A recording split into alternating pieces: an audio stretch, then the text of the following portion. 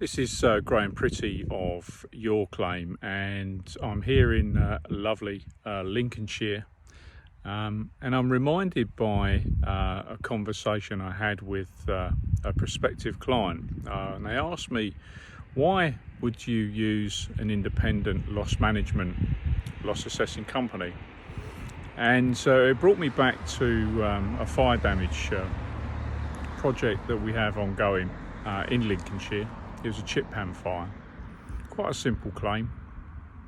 And on the first meeting we had with our insurance company's loss adjuster, he was adamant of two things. Firstly, that independent loss management companies, loss assessors, only put cost onto the job, onto the claim. And secondly, that in his opinion, the indemnity was really limited to what was a new kitchen and some decorations. Everybody in the room sort of stood back from that because it was quite clear the damage was far more extensive. Now, he may have had his own reasons why he said that, none of which I think are satisfactory conclusions, and we allowed the process to play out, and eventually we assessed the damage at 4 times the cost, 4 times the indemnity, 4 times the liability of what the loss adjusting company had first proposed. This caused tremendous delays. Now, I can't honestly believe there was inaccuracy in their findings. As I say, he may have had his own reasons why he was doing it. However, it does bring me on to the subject of loss assessors just add cost to the job. Well, the reality is, as an independent, as a client, it's not our responsibility to measure the indemnity or the liability for insurers. That's the insurer's job, right? Because they hold the policy, they hold the indemnity.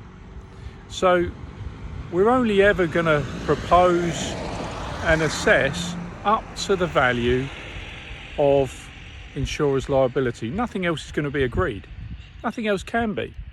Once insurers set their limit of liability, that's it.